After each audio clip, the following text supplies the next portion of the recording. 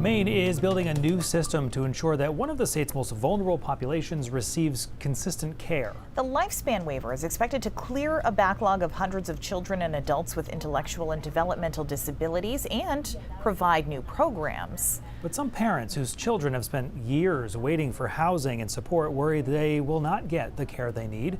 News Center Maine's Vivian Lee has our update. Watch what you're doing. The Lifespan Waiver would start providing services to people with intellectual and developmental disabilities at age 14. Yeah.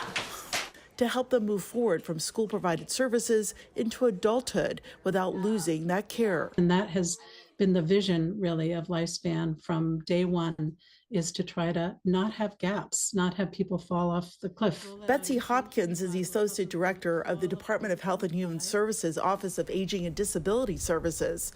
Families with special needs children must apply for different waivers for home and community services based on their needs. Miss you. How have you been? Primarily paid for by federal Medicaid dollars.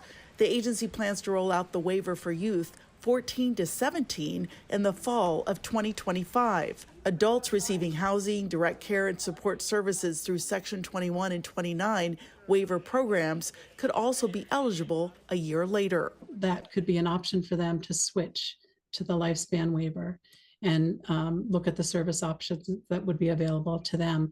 And Lifespan Waiver, for those who need it, would expand. Hopkins says the goal of the Lifespan Waiver is to clear all of the wait lists for waiver-funded services in 5 years. More than 2,100 people are on a wait list for Section 21, the highest level of support for people who need one-on-one supervision in residential housing.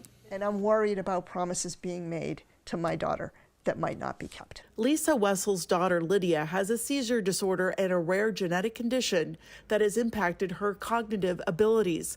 She has spent 6 years waiting for a placement in a group home under Section 21.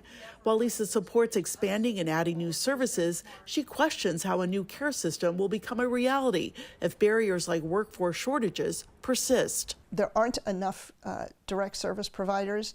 There aren't enough case managers.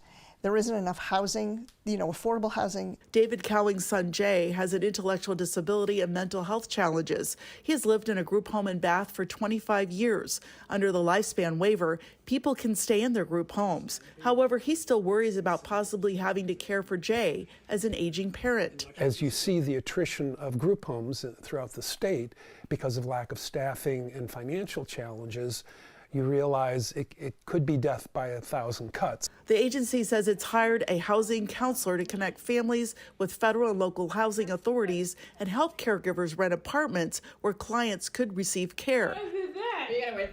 ODE's officials continue meeting with parents and advocates throughout the state and are making changes to the waiver. The public will get to comment on the final plan later this summer. Vivian Lee, News Center, Maine.